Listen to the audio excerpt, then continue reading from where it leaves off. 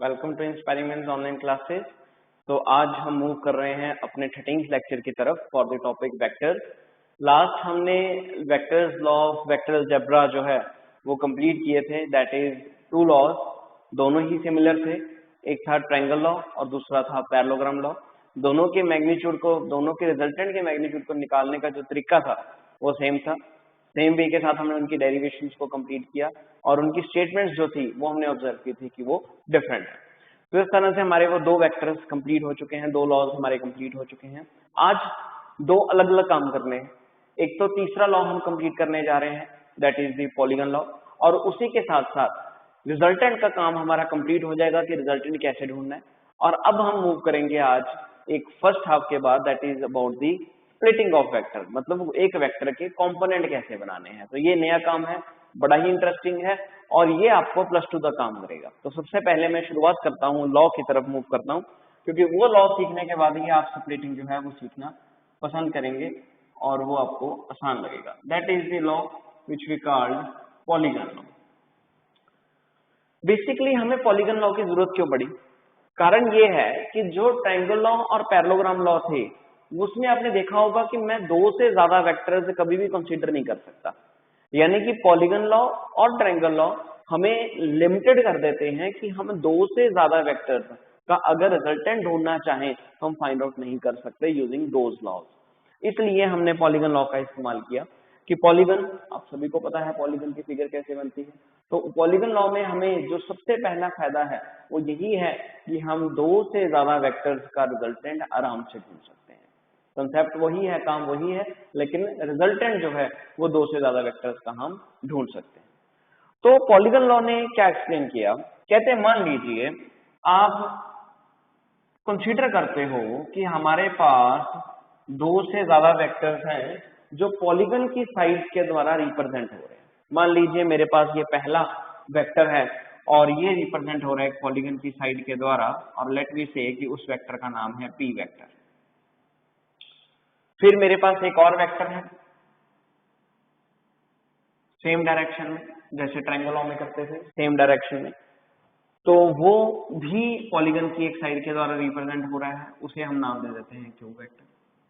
Then we have two and more than two, this one, this we say, let me say S vector, जो polygon की side के द्वारा represent हो रहा है।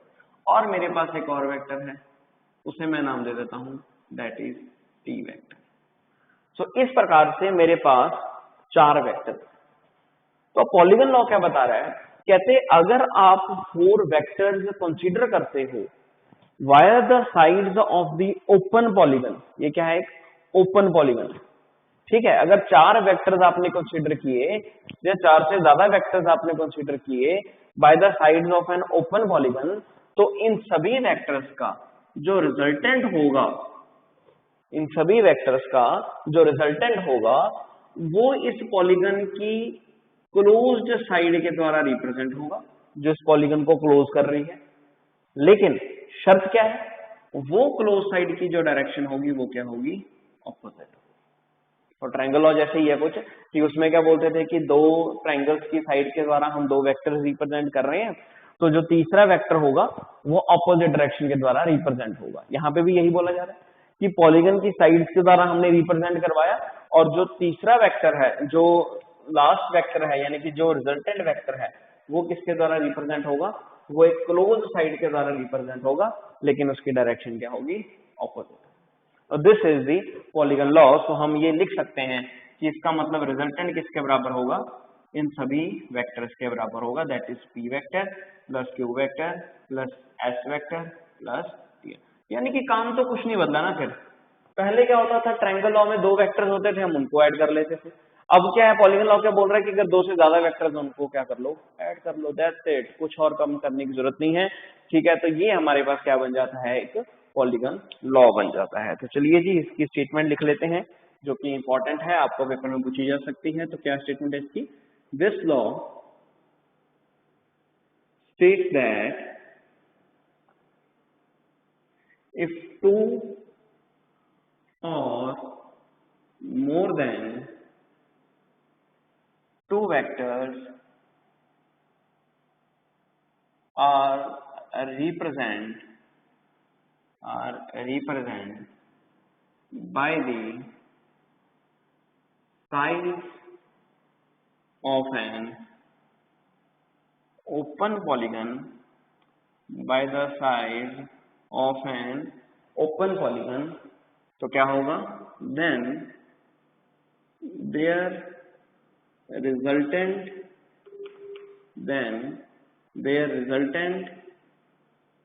is represent by the closed side of polygon taken in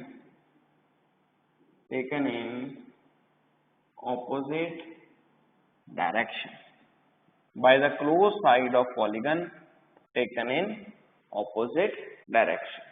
कैसे, अगर हम दो या दो से ज्यादा वेक्टर्स को रिप्रेजेंट करवा रहे हैं via the sides of an polygon, तो इन सभी का जो रिजल्टेंट है वो किसके द्वारा रिप्रेजेंट करवाया जाएगा, क्लोज साइड के द्वारा रिप्रेजेंट करवाया जाएगा, लेकिन उसकी डायरेक्शन क्या होगी, ऑपोजिट होगी। तो ये हमारे पास पॉलीगन लॉ की स्टेटमेंट है। अब हमें क्या करना है, अब हमें ये चीज प्रूव करनी है कि वाकई क्या ये रिजल्टेंट इन सभी के बराबर होगा कि नहीं।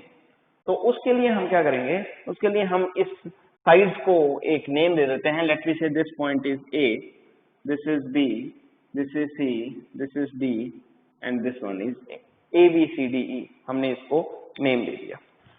अब हम प्रूव करना चाहते हैं, हम ये रिलेशन प्रूव करना चाहते हैं कि वाकई में क्या ये रिलेशन इन सभी के सम के बराबर है कि नहीं, क्या ये रिजल्टेंट सभी के सम के बराबर है कि नहीं, ये हमें प्रूव करना है।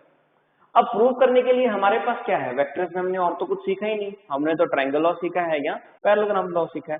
तो हम क्या करेंगे, हम ट्रायंगल लॉ का इस्तेमाल करेंगे, उसको यूज कर करके ये रिलेशन प्रूव करेंगे। कैसे, ये देखिए। अब सबसे पहले मैं क्या कर रहा हूं, मैं एक लाइन कंसीडर कर रहा हूं, ये मैंने एक लाइन कंसीडर कर ली, ये वाली, this one in this direction. तो अगर मैंने ये लाइन कंसीडर की है इस डायरेक्शन में, तो मेरे पास क्या बन गया, एक ट्रायंगल बन चुका है। सो यहां पे मैंने क्या किया, एक ट्रायंगल कंसीडर किया प्रूव करने के लिए। सो ट्रायंगल क्या है, इन ट्रायंगल ABC। यहां पे मैंने किया, यहां पे मैंने ट्रायंगल लॉ लगाया अकॉर्डिंग टू ट्रायंगल लॉ। अब ट्रायंगल लॉ की स्टेटमेंट आप सभी को पता है। ट्रायंगल लॉ क्या बोल रहे हैं कि दो वेक्टर्स जो सेम डायरेक्शन में हैं वो ऐड करने हैं, जो ऑपोजिट डायरेक्शन में होगा वो क्या होगा, एक रिजल्टेंट होगा। रिजल्टेंट हमें पता नहीं है, लेट मी से रिजल्टेंट का नाम क्या है, AC। तो अकॉर्डिंग टू ट्रायंगल लॉ मैं क्या बोल सकता हूँ कि जो ये रिजल्टेंट है AC वेक्टर, वो किसके बराबर है, AB प्लस BC के बराबर है, AB vector plus BC vector. तो ये रिजल्टेंट इन दोनों के सम के बराबर हुआ।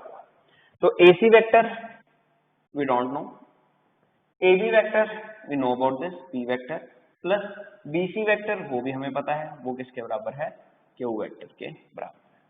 लेट मी से ये मेरे पास कौन सी स्टेटमेंट आई, ये मेरे पास फर्स्ट इक्वेशन आई इसके रिलेटेड। पहला काम मेरा कंप्लीट हो गया।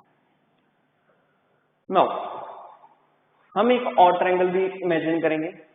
हम अब क्या करते हैं, हम अब इस A पॉइंट को D पॉइंट के साथ जोड़ देते हैं, ये वाली डायरेक्शन वो उसी डायरेक्शन ए। तो अब मेरे पास अब कौन सी ट्रायंगल बची है, अब मेरे पास ये वाली ट्रायंगल बन रही है, ये शेडेड पोर्शन। तो अब ये ट्रायंगल कंसीडर करेंगे और इस ट्रायंगल के ऊपर ट्रायंगल लॉ अप्लाई करेंगे। सो हमने ये ट्रायंगल अप्लाई किया, इन ट्रायंगल ACD, अगेन वही अकॉर्डिंग टू ट्रायंगल लॉ। तो क्या बोलेंगे, AC, ये जो रिजल्टेंट ढूंढना है वो क्या ढूंढना है हमने, AD वेक्टर किसके बराबर आया, AC vector plus CD vector. ये रिजल्टेंट है AD, किसके बराबर है, AC प्लस CD। रिजल्टेंट हमें पता नहीं है, ये तो ऐसे रहेगा। क्या हमें AC के बारे में पता, क्या हमें AC के बारे में पता है, बिल्कुल। पहले ढूंढ चुके हैं। सो फ्रॉम फर्स्ट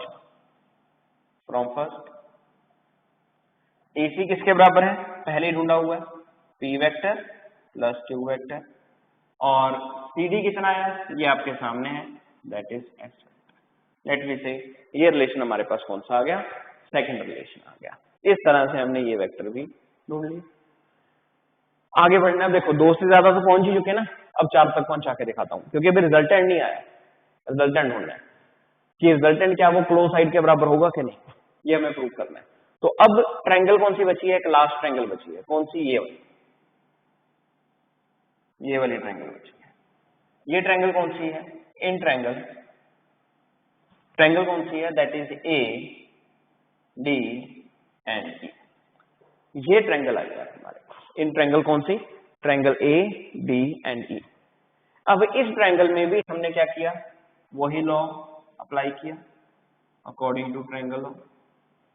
तो ट्रायंगल लॉ के अकॉर्डिंगली हमने क्या बोला कि रिजल्टेंट कौन सा है, AE वेक्टर किसके बराबर है, क्योंकि ये डायरेक्शन ऑपोजिट थी तो ये रिजल्टेंट माना जाएगा। इन दोनों की डायरेक्शन सेम है तो ये वेक्टर्स माने जाएंगे। इसमें भी यही हुआ था ना कि ये और ये डायरेक्शन सेम है, ये रिजल्टेंट, ये और ये डायरेक्शन सेम है तो ये रिजल्टेंट। अब क्या, ये और ये इन दोनों की डायरेक्शन सेम है एंटी क्लॉकवाइज, और ये जो रिजल्टेंट है ये किस पर मूव कर रहा है, क्लॉकवाइज। ठीक है, इस तरह से मैं डायरेक्शंस को ऑब्जर्व करूंगा। तो AE मेरे पास क्या आ गया, रिजल्टेंट, और ये किसके बराबर है, ये 2 वेक्टर्स के सम के बराबर है। पहला वेक्टर कौन सा है, AD वेक्टर, और दूसरा वेक्टर कौन सा आ गया, DE वेक्टर। AD की वैल्यू ऑलरेडी पता है, पिछले रिलेशन में यही ढूंढा। सो फ्रॉम सेकंड रिलेशन के अकॉर्डिंगली AE वेक्टर मतलब कौन है, AE ये वाला, ये क्या है, एक रिजल्टेंट। AD सेकंड रिलेशन से ऑलरेडी ढूंढा हुआ है, P vector plus Q vector plus S vector. DE ये वाला वेक्टर है, ये भी हमें ऑलरेडी पता है कितना है, दैट इज T वेक्टर। ये लीजिए, ये हमारे पास एक फाइनल रिलेशन आया, that resultant vector is equal to P vector plus Q vector plus S vector plus T vector.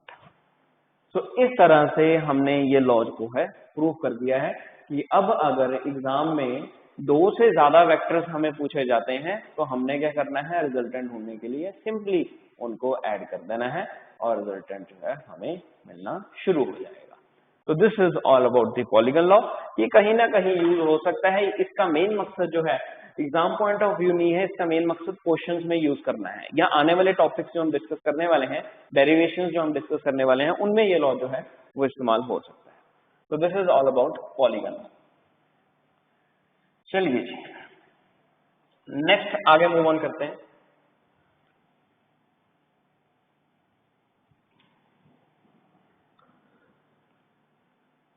Next हमारे पास कंसेप्ट क्या है, नेक्स्ट कंसेप्ट है हमारे पास जो कि मेन आज का हाईलाइटेड टॉपिक है, that is resolution of vector. No, what do you mean by resolution of vector? देखिए, रेजोल्यूशन ऑफ वेक्टर का बेसिक मतलब क्या है कि मान लीजिए मैंने किसी एंगल पे, ये मान लीजिए मेरे पास एक बेस था, मैंने यहां से किसी एंगल पे किसी बॉडी के ऊपर कोई फोर्स लगाई। अब जब मैं वो फोर्स लगा रहा हूं, उस फोर्स का, वो फोर्स आप देख रहे हो कि वो फोर्स मैं किस डायमेंशन में लगा रहा हूं, वो 2 डायमेंशन में लगा रहा हूं, 2 डायमेंशन में फोर्स लग रही है। यानी कि वो फोर्स जब मैं लगा रहा हूं तो मैं उस बॉडी को एक्स एक्सिस की तरफ भी मूव करवा रहा हूं, मैं उस बॉडी को वाई एक्सिस की तरफ भी मूव करवा रहा हूं। मान लीजिए पेन ही है, इस पेन को मैं ऐसे मूव करवा रहा हूं, जब मैं ऐसे मूव करवा रहा हूं तो ये बॉडी किस तरफ जा रही है, ये एक्स एक्सिस की तरफ भी जा रही है, ये देखिए आगे बढ़ रही है, और ये ऊपर भी जा रही है, ये किस तरफ जा रही है, ये वाई एक्सिस की तरफ भी जा रही है। तो मैं ये देखना चाहता हूं कि जब मैं इस पेन को मूव करवा रहा हूं तो एक्स एक्सिस की तरफ मैं कितनी फोर्स लगा रहा हूं, मतलब मैं अपने फोर्स को डिवाइड करना चाहता हूं कि भाई जब ये मैं इसको मूव करवाऊंगा तो एक्स एक्सिस की तरफ कितनी फोर्स लगाऊंगा और वाई एक्सिस की तरफ कितनी फोर्स लगाऊंगा। डेफिनेटली आप जानते हो कि हमने डिस्टेंस मूवमेंट के बारे में ये सुना हुआ कि जब हमने किसी बॉडी को मूव करवाना है तो हमें फोर्स लगानी पड़ेगी, जितना फोर्स मैं लगाऊंगा उतना बॉडी डिस्टेंस मूव करेगी। अब जब मैं इस तरफ फोर्स लगा रहा हूं तो इसमें से कुछ बॉडी अगर मैं ये इस तरफ लगा रहा हूँ तो वो x की तरफ भी मूव कर रही है और वो y की तरफ भी मूव कर रही है। दैट मीन्स मैं कुछ फोर्स x की तरफ लगा रहा हूँ और कुछ फोर्स y की तरफ लगा रहा हूँ। ऐसे केसेस में जब देखना हो कि x की तरफ कितना फोर्स और y की तरफ कितना फोर्स, तो उस केस में हम क्या करते हैं, ये वेक्टर मतलब फोर्स को हम क्या करते हैं, दो कंपोनेंट्स में डिवाइड कर देते हैं। मतलब हम इस वेक्टर को रिजॉल्व कर देते हैं। रेजोल्यूशन ऑफ वेक्टर का मतलब क्या है कि एक सिंगल वेक्टर को दो पार्ट्स में बांटना with respect to its direction, कि उसकी x की तरफ डायरेक्शन कितनी और y की तरफ डायरेक्शन कितनी। जरूरी नहीं है कि आप एक वेक्टर को सिर्फ दो एक्सिस में ही डिवाइड कर सकते हो, आप उसको 3 वेक्टर्स में भी डिवाइड कर सकते हो कि एक सिंगल वेक्टर x की तरफ कितना जा रहा है, y की तरफ कितना जा रहा है और z की तरफ कितना जा रहा है, ये भी आप चेक कर सकते हो। एक सिंगल वेक्टर x और y की तरफ कितना कितना डिवाइड हो रहा है, ये भी आप चेक कर सकते हो। ठीक है, सो जब 3 एक्सिस का इस्तेमाल करते हैं तो हम बोलते हैं resolution of vector in 3 dimensional. जब सिर्फ दो वेक्टर्स में डिवाइड करते हैं एक सिंगल वेक्टर को तो हम बोलते हैं resolution of vector in rectangular plane, और we can say that in 2 dimension. ठीक है जी, सो ये हमारे पास रेजोल्यूशन ऑफ वेक्टर होता है। दैट मीन्स कि अगर फोर्स 2 डायमेंशनल में है तो मैं क्या देखना चाहता हूं कि x एक्सिस की तरफ फोर्स कितनी लगेगी और y एक्सिस की तरफ फोर्स कितनी लगेगी। तो जब मैं ये ढूंढ लूंगा तो इसका मतलब मैंने इस फोर्स को दो कंपोनेंट्स में डिवाइड कर दिया। तो ये क्या है, इन्हें हम क्या बोलते हैं, इन्हें हम बोलते हैं कंपोनेंट्स ऑफ दिस वेक्टर। जब हम इनको कंपोनेंट्स में डिवाइड कर देते हैं तो हम ये बोलते हैं कि हमने इस वेक्टर को क्या कर दिया, रिजॉल्व कर दिया। इसे हम क्या बोलते हैं, कंपोनेंट्स। और ये कंपोनेंट का वर्क बड़े ध्यान से सुनना, क्योंकि ये आपको +1 में नहीं +2 तक काम आएगा कि कैसे एक वेक्टर को कंपोनेंट्स में डिवाइड करना है। तो सबसे पहले definition, what is resolution of vector. तो रेजोल्यूशन ऑफ वेक्टर क्या है, द स्प्लिटिंग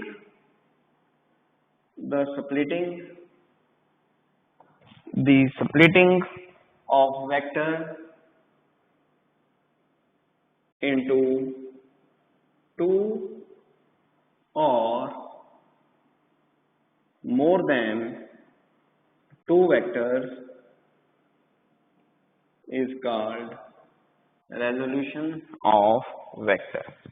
ठीक है जी, the splitting of vector into 2 और मोर देन 2 वेक्टर्स, या 2 और मोर देन, सबसे बढ़िया वर्ड जो मैं बार बार यूज करूंगा, 2 और मोर देन 2 कंपोनेंट्स।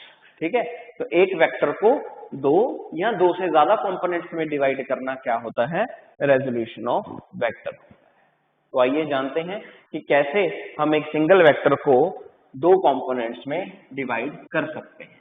कैसे हम दो कंपोनेंट्स में डिवाइड करेंगे ये हमें जानना है। तो इसके लिए सबसे पहला फैक्टर आता है, that is the rectangular resolution of vector. Rectangular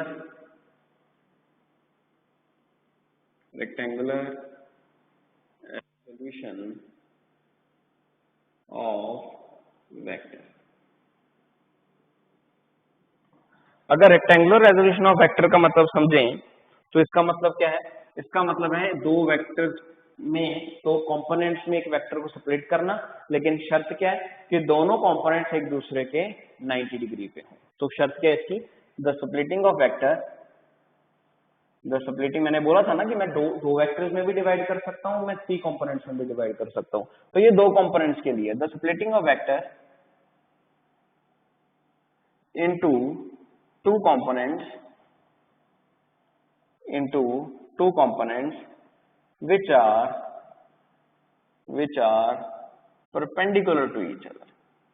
एक कंपोनेंट को दो वेक्टर्स में, एक वेक्टर को दो कंपोनेंट्स में स्प्लिट करना, और शर्त क्या है, दोनों कंपोनेंट्स एक दूसरे के क्या हो, परपेंडिकुलर हो। तो उसे हम क्या नाम देते हैं, रेक्टेंगुलर रेजोल्यूशन ऑफ वेक्टर। तो भाई एक वेक्टर को लिखना दो कंपोनेंट्स में तो आसान है ना, उसमें क्या फर्क है, ये बना दिए, एक सिंगल वेक्टर था ये बना दिया, एक ये कंपोनेंट और एक ये कंपोनेंट। लेकिन प्रॉब्लम क्या है कि वैल्यूज क्या हुआ, वैल्यूज में इशू है कि वैल्यूज क्या लिखेंगे। तो वैल्यूज के लिए मैं ये काम करवा रहा हूं कि अगर मैं दो कंपोनेंट्स में डिवाइड करता हूं तो ये तो क्लियर हो चुका है कि एक एरो एक्स में लगा दो, एक एरो वाई में लगा दो। देखें, एक्स में वैल्यू का डालोगे, वाई में वैल्यू का डालोगे, ये नहीं हमें पता। तो ये ढूंढने के लिए हम इस टॉपिक का इस्तेमाल कर रहे हैं, जो कि हम दो कंपोनेंट्स में डिवाइड करेंगे जो कि एक दूसरे के परपेंडिकुलर होंगे। तो उसके लिए हम मान के चलते हैं कि हमारे पास एक वेक्टर है, late me say this is a vector, इसको हमने क्या किया है, दो कंपोनेंट्स में डिवाइड किया है। ये हम इमेजिन करके चल रहे हैं। Let me give the naming also, कि ये है O, ये है A और ये है B। इमेजिनरी इसको हम ज्वाइन भी कर सकते हैं कि ये इसके साथ ज्वाइन हो गया और ये इसके साथ ज्वाइन। सो OAB में हमें इसको डिवाइड करना है। अब जाहिर सी बात है कि जो ये OB है, ये हमारे लिए किसका काम कर रहा है, ये एक रिजल्टेंट का काम कर रहा है। OB क्या है, तो एक रिजल्टेंट है जिसके ये दो कंपोनेंट्स है। कौन कौन से, OA एंड दिस वन, यानी कि ये हो गया एक्स एक्सिस की तरफ और ये वैल्यू क्या होगी, ये होगी वाई एक्सिस की तरफ, OA, और ये हम नाम दे देते हैं इसको भी, दिस इज C। तो ये रिजल्टेंट दो कंपोनेंट्स में डिवाइड हुआ, OA एंड OC, उसको नेमिंग दे दिए, एक है X और दूसरा क्या है, Y। तो मैग्नीट्यूड में हम इसको क्या बोलेंगे, X and Y। So consider a given vector are resolved into two components, that is x and y। दो वेक्टर्स हम इनको रिजॉल्व कर दिया, कौन कौन से, x एंड y। तो मैग्नीट्यूड में हम क्या बोलेंगे इनको, मैग्नीट्यूड में हम बोलेंगे OA किसके बराबर है, x के वैल्यू है ये, this is not x axis, axis की बात नहीं कर रहा हूँ, लेट कर रहा हूँ, वैल्यू कितनी है, x है, x एक्सिस की तरफ भी है लेकिन वैल्यू कितनी है, x। OA x है और इसको मान लेते हैं, ये वाला एक ही बात है, क्या फर्क पड़ता है, ये और ये दोनों पैरेलल है। तो AB कितना है, दैट इज y। तो जाहिर सी बात, अगर ये डायरेक्शन इस तरफ है तो इसकी डायरेक्शन भी इस तरफ ही होगी, क्योंकि मैं एक वेक्टर को भी कंसीडर करूंगा। तो ये मेरे पास क्या आ गए, मैग्नीट्यूड की फॉर्म में दो वैल्यूज आ चुकी हैं।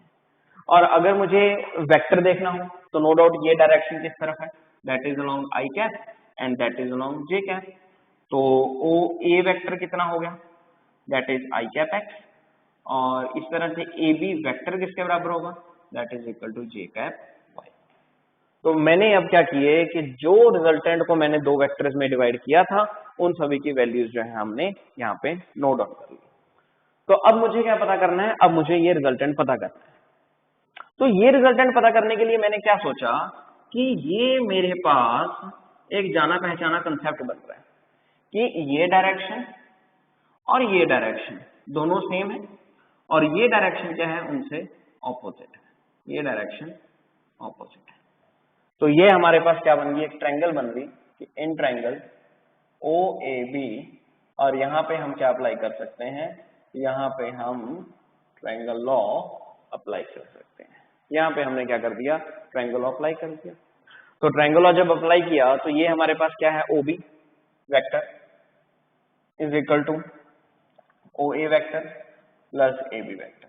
तो वेक्टर की फॉर्म में OB वेक्टर मतलब क्या था, एक रिजल्टेंट वेक्टर, किसके बराबर आया, OA vector i cap x plus AB vector j cap y। तो लीजिए एक काम तो खत्म हुआ कि अगर मैं एक गिवन वेक्टर के दो कंपोनेंट्स बनाता हूं तो एक कंपोनेंट कितना होगा i कैप x, तो दूसरा कितना होगा j कैप y। लेकिन इसमें बताने वाली कोई बात नहीं थी, ये बात तो अगर हम डिस्कस ना भी करते फिर भी आपके लिए अंडरस्टैंडिंग थी। हमारा जो मेन मुद्दा है वो किसके साथ जुड़ा हुआ है, मैग्नीट्यूड के साथ। हमने जो काम करना है वो हमेशा जब भी हम कोई न्यूमेरिकल सॉल्व करते हैं तो मैग्नीट्यूड के लिए सॉल्व करते हैं, वेक्टर में नहीं सॉल्व करते, ठीक है। तो हमें मैग्नीट्यूड के लिए कंसेप्ट बनाना है कि मैग्नीट्यूड की फॉर्म में इनकी वैल्यूज हम क्या क्या लिख सकते हैं। तो इसके लिए हमने एक बात और की, मैग्नीट्यूड, खास है अब मैग्नीट्यूड के लिए। और ढूंढना है कि ये तो रिजल्टेंट है ही, लेकिन एक्स एक्सिस में आंसर कितना आएगा, वाई एक्सिस में कितना आएगा, ठीक है। तो मैंने यही ट्रायंगल कंसीडर किया, इन ट्रायंगल OAB। मैंने ट्रिग्नोमेट्रिक फंक्शन लगा दिया क्योंकि मुझे ये तो क्लियर ही है ना कि ये जो रिजल्टेंट है जब उसका एक कंपोनेंट बनाऊंगा तो वो किसी ना किसी एंगल पे तो एक्ट करेगा, लेट मी से थीटा। तो मैंने यहाँ पे फॉर्मूला लगा दिया OAB में, that is sine theta. Sine theta कितना होता है, perpendicular over hypotenuse, that is AB over OB। Sine theta is equal to AB कितना है मैग्नीट्यूड में y, OB कितना है, वो है रिजल्टेंट। तो लीजिए, यानी कि जब मैं इसको कंपोनेंट में डिवाइड करूंगा तो y कितना आएगा, that is equal to r sine of theta. ध्यान रखिएगा, y कितना आएगा, r साइन ऑफ थीटा। दूसरी ओर हमने इसी ट्रायंगल में cos थीटा का फॉर्मूला लगाया। अब हम वैल्यू की बात कर रहे हैं कि जब ये कंपोनेंट में डिवाइड किया तो y वो कंपोनेंट में जब डिवाइड किया था तो उसका आंसर आ गया r साइन थीटा, यानी कि resultant into sine into angle, resultant का बेस के साथ एंगल कितना बन रहा है। फिर cos थीटा की तरफ आए, cos थीटा के लिए base OA over hypotenuse OB, OA over OB, cos theta is equal to OA कितना है, ये भी क्लियर है x, OB कितना है, ये भी क्लियर है r, तो x कितना आ गया, r cos ऑफ थीटा। ये लीजिए, ये अब हमारे पास क्या आ गए, कंपोनेंट्स आ गए। यानी कि जब हमें, अब ध्यान रखने वाली बात क्या है, जब हमें एक रिजल्टेंट दिया जाएगा और मैं उसके दो कंपोनेंट्स बनाऊंगा जो कि एक दूसरे के क्या होंगे, परपेंडिकुलर होंगे। ये रिक्वायरमेंट तो मुझे खुद ही पता लगेगी कि अगर मैं बॉडी को 2 डायमेंशनल में मूव करवा रहा हूं तो दैट मींस उसके दो कंपोनेंट्स बनेंगे, एक एक्स की तरफ और एक क्या होगा, वाई की तरफ। नो डाउट वो बॉडी कहीं ना कहीं तो कोई एंगल बना रही होगी, कहीं ना कहीं तो कोई एंगल बना रही होगी। तो जिसके साथ वो थीटा एंगल बना रही है, जैसे यहाँ पे जिसके साथ वो थीटा एंगल बना रही है, और ये मान लीजिए क्या है, एक रिजल्टेंट है r, तो जिसके साथ थीटा एंगल बना रही है उसको हम क्या लिखेंगे, उस कंपोनेंट को हम लिखेंगे r cos थीटा, और जिसके साथ वो एंगल नहीं बना रही है उसको हम क्या लिखेंगे, r sin ऑफ थीटा। तो ये वैल्यूज ग्लोबल हैं, हर जगह पे काम आएंगी। फॉर एग्जांपल मान लीजिए मैंने किसी बॉडी के ऊपर फोर्स लगाई, मैंने किसी बॉडी के ऊपर फोर्स लगाई और उसी फोर्स के मैंने दो कंपोनेंट्स बनाने हैं। मैंने बोला कि वो फोर्स लगा रही है इस एंगल पे, वो फोर्स लगा रही है, उस फोर्स का मैंने एंगल देख लिया कि वाई एक्सिस के साथ उसका एंगल कितना है। तो जिसके साथ एंगल बना है वो कंपोनेंट आप क्या लोगे, cos थीटा लोगे। तो आपने जिसके साथ एंगल लगाया वो कितना है, f cos थीटा। जिसके साथ एंगल नहीं बनेगा वो कंपोनेंट क्या लोगे, f sin थीटा लोगे। तो ये बात बेटा हमेशा याद रखना, ये मेन बात थी जो बताने वाली थी कि जिसके साथ एंगल बनेगा। अब ये फिगर्स इतनी सिंपल नहीं रहेंगी, बदलेंगी हमेशा, कुछ स्ट्रेटेजीज बदलेंगी कि हम किसी के ऊपर टेंशन लगा रहे हैं, हम किसी के ऊपर फोर्स लगा रहे हैं, कोई बॉडी है वो इस वेलोसिटी के साथ मूव कर रही है। कंपोनेंट बहुत सारा के बन सकते हैं, हर फिजिकल क्वांटिटी के कंपोनेंट बन सकते हैं। तो बस आपको इस बात का ध्यान रखना है कि जिसके साथ एंगल बन रहा है वो कंपोनेंट कॉस वाला होगा, जिसके साथ एंगल नहीं बन रहा वो कंपोनेंट क्या होगा, साइन वाला होगा। और साइन के साथ किसको मल्टीप्लाई करना है, वही रिजल्टेंट। कॉस के साथ किसको मल्टीप्लाई करना है, वही रिजल्टेंट। तो ये मेरे पास क्या आ गए, दो कंपोनेंट्स आ गए, एक कंपोनेंट किस तरफ, एक्स एक्सिस की तरफ, और ये कंपोनेंट किस तरफ आया, वाई एक्सिस की तरफ। तो ये मेरे पास कंपोनेंट्स का आंसर है जो मुझे इस रेक्टेंगुलर रेजोल्यूशन ऑफ एक्स के फॉर्म में फाइंड आउट हुआ है। दूसरी ओर अगर मैं ये देखूं कि मुझे मैग्नीट्यूड के में, मतलब कहने का मतलब मुझे रिजल्टेंट का आंसर चाहिए। कंपोनेंट मैंने फाइंड आउट कर लिए, कंपोनेंट्स आ चुके हैं। मान लीजिए कंपोनेंट्स क्या क्या आ गए, कंपोनेंट्स आ गए एक्स कॉस थीटा और ये आ गया वाई साइन थीटा, ये था हमारे पास रिजल्टेंट। तो इसको बोल दिया आर कॉस थीटा, ये बन गया आर साइन थीटा क्योंकि रिजल्टेंट कितना है आर। तो ये एक्स के लॉन्ग आ गई वैल्यू, ये वैल्यू आ गई वाई के लॉन्ग। मान लीजिए अब कंपोनेंट्स दे दिए और रिजल्टेंट पूछा, कंपोनेंट्स दे दिए और रिजल्टेंट पूछा, फिर हम क्या करेंगे, फिर भी कोई इश्यू वाली बात नहीं है। अगर कंपोनेंट्स दे दिए और रिजल्टेंट पूछा हो फिर भी हम आराम से क्वेश्चन को सॉल्व कर सकते हैं, फिर भी हमारे पास कोई टेंशन वाली बात नहीं है, ठीक है। तो अगर मान लीजिए कंपोनेंट्स ना दिए, मतलब कंपोनेंट सॉल्व करके आंसर दे दिया, ये एक्स है और ये क्या है वाई, और पूछा हो कि बताइए अब रिजल्टेंट कितना होगा, तो फिर आप क्या करोगे, मान लीजिए ये रिलेशन है फर्स्ट, ये रिलेशन है सेकंड, आप क्या कर दीजिए फर्स्ट एंड सेकंड को स्क्वायर भी कर दो और उसका ऐड भी कर दो, फर्स्ट एंड सेकंड का स्क्वायर और ऐड कर दो। तो वहां से आप क्या पता कर सकते हो कि अगर एक्स और वाई की वैल्यू डायरेक्ट दी हुई है तो रिजल्टेंट का आंसर कैसे ढूंढना है। मतलब करना कुछ नहीं था, इतना बड़ा काम नहीं होगा, देख के चलो, ठीक है। दोनों को स्क्वायर और ऐड किया तो कितना आंसर आया, इसका आंसर आया, स्क्वायर किया इसका एक्स स्क्वायर और इसका स्क्वायर किया ऐड किया वाई स्क्वायर इक्वल टू इसका स्क्वायर किया r square cos square theta और ये फिर ऐड किया r square sine square theta. यहां से क्या पता लग रहा है, इसको अगर मैं लेफ्ट साइड पे लिखूं तो r स्क्वायर बाहर, पीछे क्या बच गया, cos square theta plus sine square theta equal to x square plus y square. cos square theta plus sine square theta हमेशा किसके बराबर होता है, 1 के बराबर। तो लो जी यहाँ से रिजल्टेंट आ गया, resultant is equal to root x square plus y का। तो ये हमारे पास किसका आंसर आएगा, this is the relation for resultant. ठीक है, करना कुछ नहीं था, ये तो बात वैसे ही पता लग जानी थी अगर आप यहाँ पे राइट एंगल ट्रायंगल कंसीडर कर लेते थे, ये हाइपोटेनस, ये बेस और ये परपेंडिकुलर। लेकिन मैंने आपको कंपोनेंट्स के अकॉर्डिंगली बताया कि क्या हम वाकई ही सही कंपोनेंट्स फाइंड आउट कर रहे हैं, तो वो मैंने आपको बताया है कि ये अगर आप इनको स्क्वायर और ऐड करते हो तो वही आंसर बनता है जो एक रिजल्टेंट को ढूंढने के लिए पाइथागोरस थ्योरम लगाकर आता था। तो चाहे पाइथागोरस थ्योरम डायरेक्ट लगानी है वो तो लगानी है हमने, लेकिन अगर हम इस द्वारा भी कि पहले वैल्यू ढूंढ लें फिर रिजल्टेंट ढूंढे, अगर इस द्वारा भी करना चाहते हो तो वो भी आप कर सकते हो इस मेथड के द्वारा, और आंसर आपका क्या आएगा, सेम आएगा। तो दैट मीन्स कि हमने जो कंपोनेंट्स ढूंढे हैं वो एकदम सही कंपोनेंट्स हैं। ठीक, तो क्या याद रखना है आपको, ये लाइन लिख लो बेटा, बहुत काम की है कि जिसके साथ एंगल बन रहा है वो कंपोनेंट कौन सा होगा, कॉस थीटा, और जिसके साथ एंगल नहीं बन रहा वो कंपोनेंट कौन सा होगा, साइन थीटा। ठीक, तो ये चीज जो है वो बहुत मायने रखती है।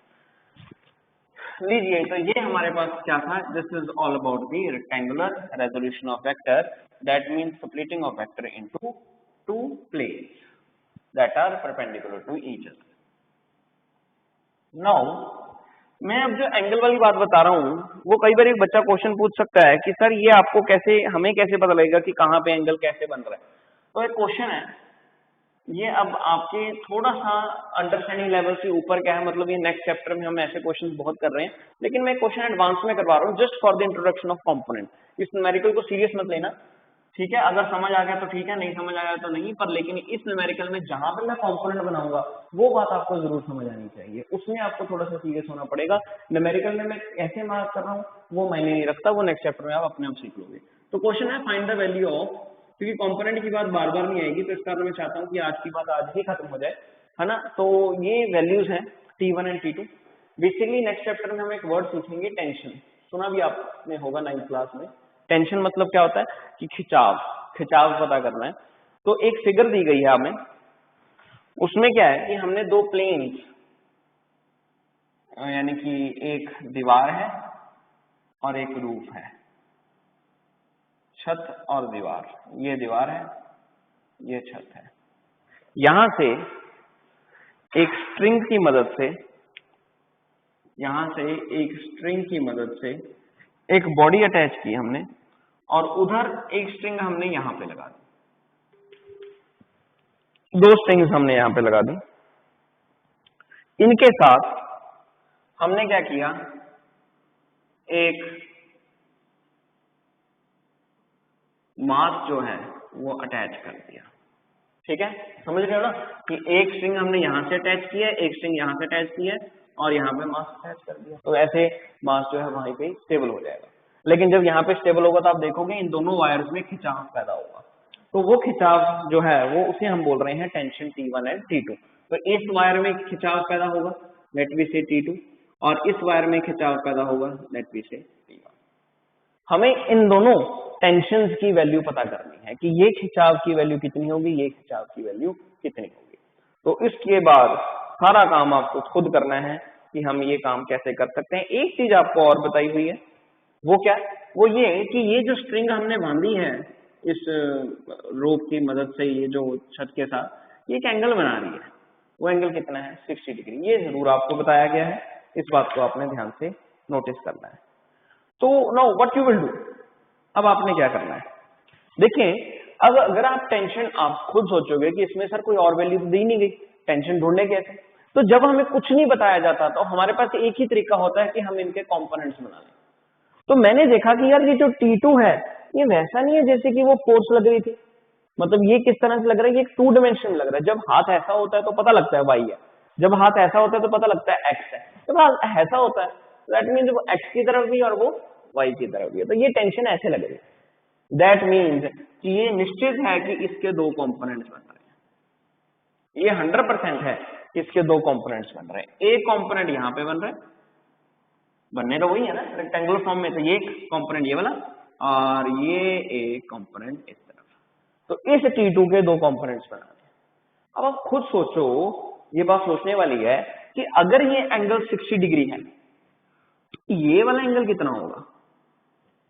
मैथमेटिक्स की property, alternate angles are always equal, तो ये एंगल अगर 60 डिग्री है तो जाहिर सी बात है ये भी एंगल क्या होगा? 60 डिग्री होगा। तो ये एक आपको एंगल पता लग गया। अब आप क्या करना चाहते हो? आप ये पता करना चाहते हो कि भाई इस कंपोनेंट की वैल्यू कितनी और इस कंपोनेंट की वैल्यू कितनी। तो अगर ये एंगल 60 डिग्री है तो मैंने आपको अभी भी क्या बताया, जिसके साथ कंपोनेंट बन रहा है या जिसके साथ एंगल बन रहा है उस कंपोनेंट का आंसर क्या होगा? Resultant into cos theta. Resultant कौन था? T2, तो यहां पे क्या लिखोगे? T2 cos of theta. और जिसके साथ एंगल नहीं बन रहा उसको आप क्या लिखोगे? T2 sine of theta. ये लीजिए, ऐसे आपने कंपोनेंट T1 का कोई कंपोनेंट नहीं बनेगा क्योंकि ये तो लग रहा है एक्स एक्सिस की तरफ, इसकी क्या टेंशन है? ये 2 डायमेंशन में था तो इसके दो कंपोनेंट बनाए, T2 cos theta and T2 sine of theta. आगे न्यूमेरिकल था, न्यूमेरिकल कैसे होगा वो अभी आपको नॉलेज मैंने अभी देनी है नेक्स्ट चैप्टर में, कि ये मास वेट जो है नीचे की तरफ लग रहा है तो ये दोनों एक दूसरे के इक्वल हो जाएंगे, T2 sine theta equal to mg, और ये दोनों एक दूसरे के बराबर होंगे क्योंकि एक दूसरे के ऑपोजिट है, T2 cos theta equal to T1। तो इन दोनों को कैंसिल कर देंगे, sine over cos, sine theta over cos theta equal to mg over T1। तो साइन ओवर कॉस क्या होता है? टेन थीटा, टेन थीटा किसके बराबर हो गया है? mg ओवर T1, तो T1 कितना हो गया है? mg over tan theta, tan theta मतलब टेन 60 डिग्री। पुट किया, वैल्यू आराम से निकाल लिया, ठीक है। लेकिन ये न्यूमेरिकल तो अभी आगे पता लगेगा, पर ये कंपोनेंट्स मैंने कैसे बनाए हैं ये प्लीज नोटिस कर लेना कि T2 के साथ मैंने देखा कि अगर ये एंगल है तो ये भी एंगल है। पहले एंगल बनाने की कोशिश करो कि एंगल निश्चित तौर पे कहां पे बन रहा है, जहां पे बन रहा है वहां पे हमने क्या कर देना है? कॉस थीटा लगा देना है, जहां पे नहीं पता वहां पे हमने क्या लगाना है? साइन थीटा लगाना है। ये हमारी खुद की डिसाइड की हुई एक स्ट्रेटेजी है जिससे हम कोई भी अननोन वैल्यू का आंसर पता कर सकते हैं। देखो शुरू में आपके पास क्या था? एक एंगल था, एक T1 था और T2 था। जैसे ही कंपोनेंट बनाए कितना कुछ आपके पास आ गया। ये फायदा होता है कंपोनेंट का कि वो हमें एक अननोन वैल्यूज जो है वो फाइंड आउट करने में मदद करते हैं। चलिए, ये तो क्वेश्चन था थोड़े से नेक्स्ट चैप्टर की तरफ, ठीक है। लेकिन जो इस चैप्टर के रिलेटेड क्वेश्चन बन सकता है, न्यूमेरिकल आपसे पूछा जा सकता है सिंपल कंपोनेंट के ऊपर, वो न्यूमेरिकल आपसे क्या पूछा जा सकता है, तो उसके ऊपर आते हैं। ये आप सिंपली नोट कर लेना, जब next chapter laws of motion करेंगे तो वहां पे ये काम काफी आएगा। तो क्वेश्चन कुछ ऐसा है कंपोनेंट्स के रिलेटेड जो चैप्टर में न्यूमेरिकल हमसे पूछा जा सकता है। क्वेश्चन है जी, a force is inclined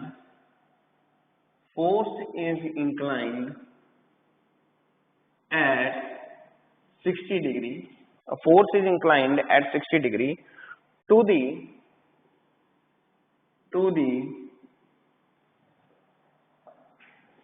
horizontal component,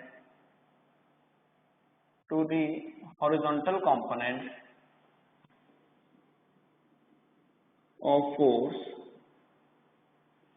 whose value is 40 Newton. Calculate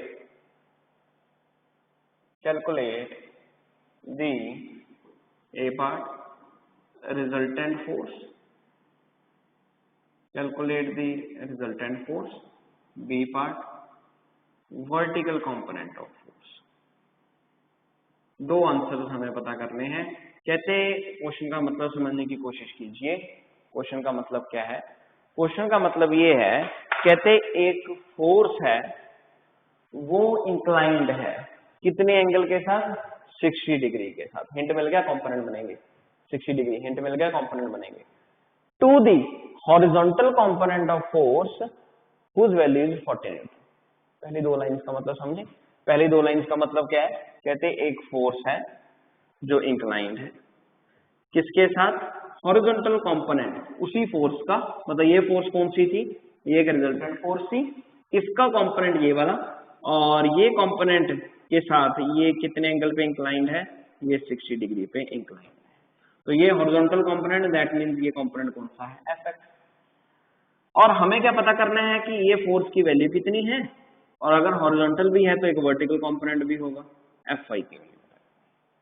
तो बेटा जी अब ध्यान से सुनिए, अब आपको ये बात पता है कि अगर मुझे एफ एक्स की वैल्यू लिखनी है तो मैं कितनी लिखूंगा, मैं लिखूंगा कि जिसके साथ एंगल बन रहा है उसके साथ हमेशा क्या लिखते हैं, रिजल्टेंट इनटू कॉस थीटा। मुझसे पहला क्वेश्चन क्या पूछा गया, मुझसे पहला क्वेश्चन ये पूछा गया कि find out the resultant force. मैंने सीधा ये फॉर्मूला यूज किया कि मेरे पास हॉरिजॉन्टल फोर्स का आंसर कितना आ रहा है, F cos theta. F x की वैल्यू आपको दी गई है, कहते हैं इस हॉरिजॉन्टल फोर्स की वैल्यू कितनी है, 40 न्यूटन। ये इस तरफ कितनी फोर्स लग रही है, 40 न्यूटन की। तो एफ एक्स की वैल्यू मैंने कितनी पुट की, 40 न्यूटन।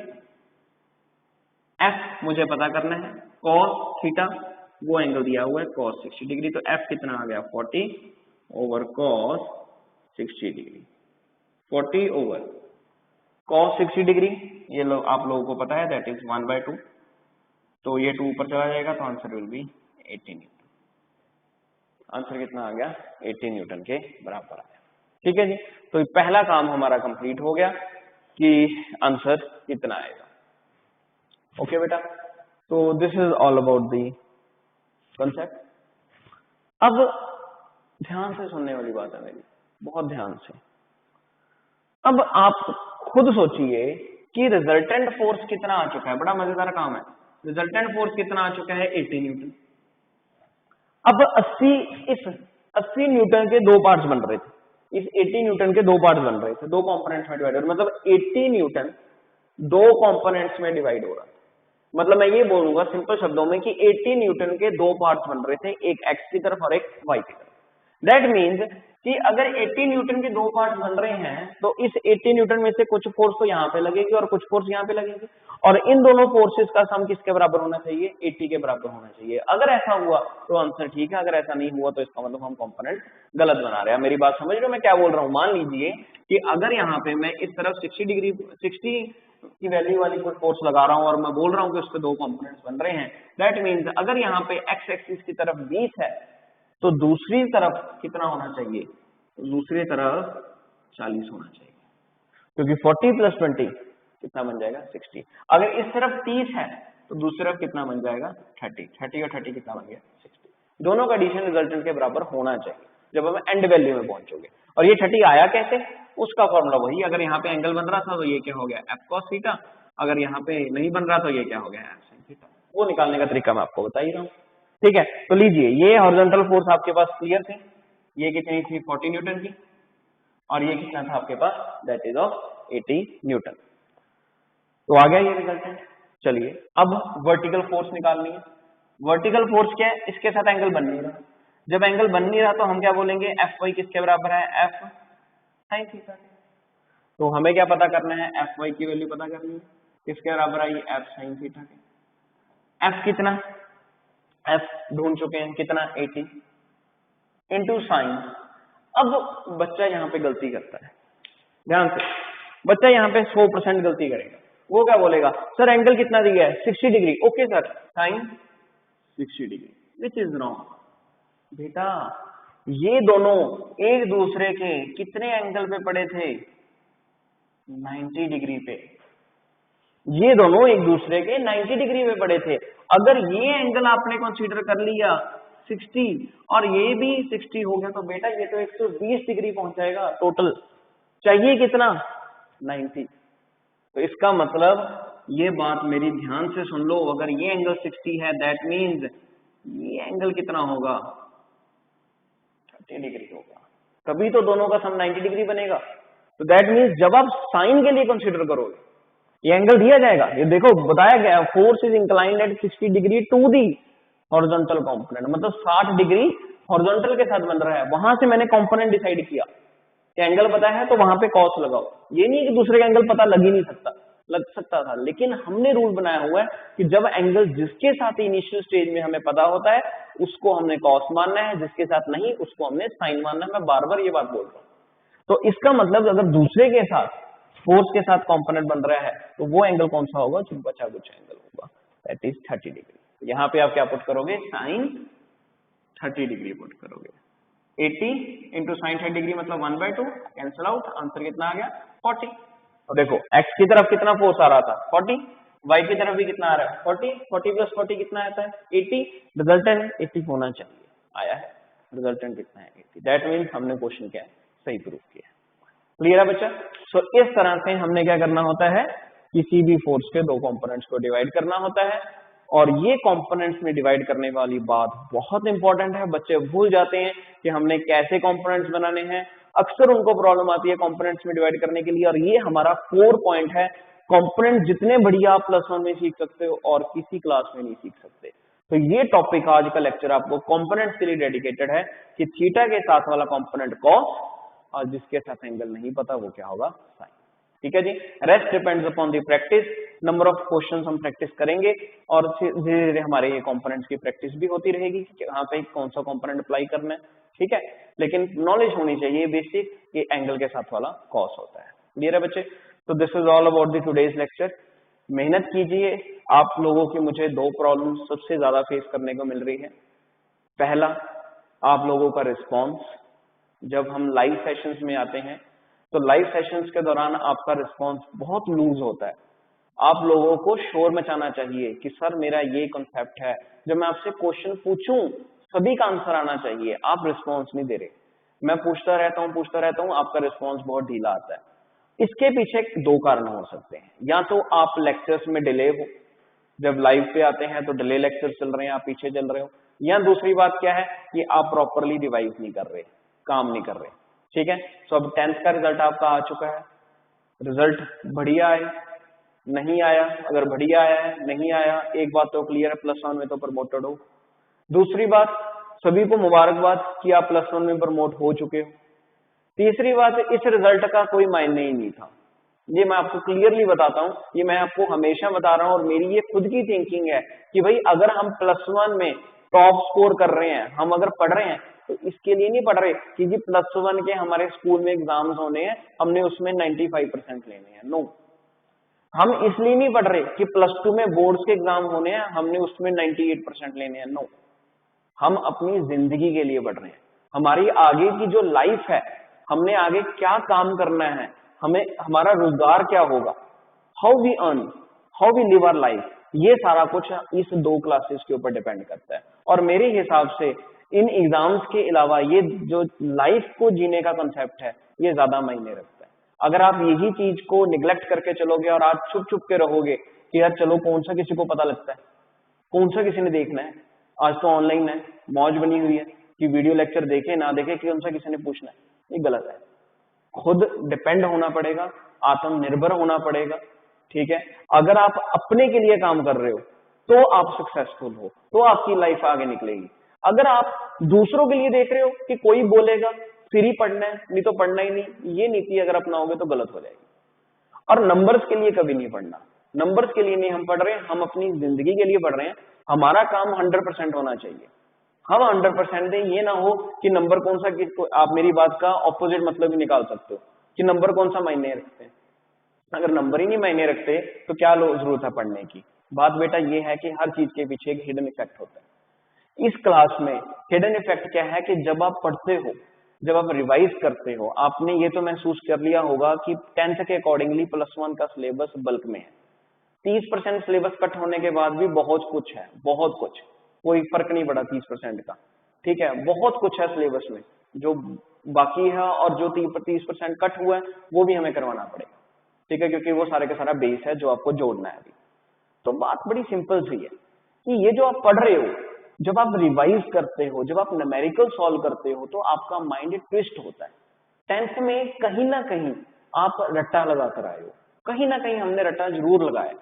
ठीक है, लेकिन +1 में स्कूल्स मिनिमम होते हैं और रट्टाफिकेशन जो है वो यहाँ पे काम आ ही नहीं सकती। जो बच्चा क्रैम करेगा, रट्टा लगाएगा, वो कामयाब नहीं है।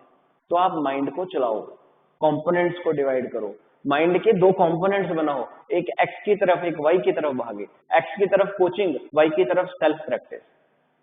डबल डबल काम करो कि कोचिंग का भी कंसेप्ट कंप्लीट करना है, उसके अलावा और क्वेश्चंस एक्स्ट्रा कौन कौन से सर ने दिए हैं, मॉड्यूल्स कौन से दिए हैं। मैं जल्दी आपको एक असाइनमेंट बना के दे रहा हूँ कंपटीशन की, फिर आप वो असाइनमेंट सॉल्व करना। धीरे धीरे मैं काम बढ़ा रहा हूँ आपका।